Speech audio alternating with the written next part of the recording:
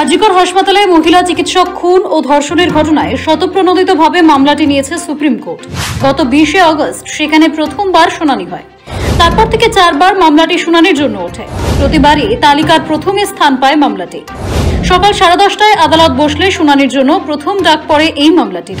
সোমবার যার ব্যতিক্রম হলো। এতদিন সুপ্রিম কোর্টে আজিকর মামলার শুনানি সকালে হলেও এবার আজিকর মামলার শুনানির সময় পিছিয়ে গেল।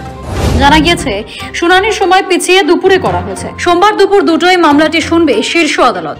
প্রধান বিচারপতির নেতৃত্বে 3 বিচারপতির বেঞ্চের তালিকায় 42 নম্বরে মামলাটি উঠবে।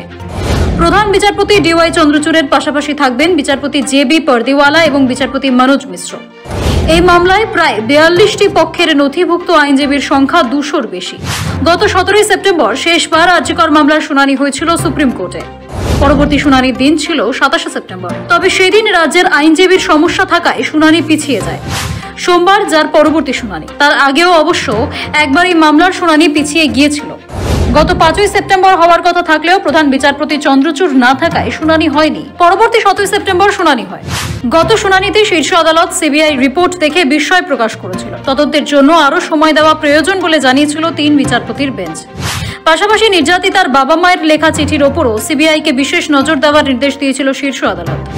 রাজ্যের হাসপাতালগুলিতে নিরাপত্তা আরও করার বিষয়ে একাধিক নির্দেশ দেন প্রধান বিচারপতি। সোমবার ওই মামলায় কি হয় সেদিকে তাকিয়ে রাজ্যবাসী। ব্যুরো রিপোর্ট, সময়, কলকাতা।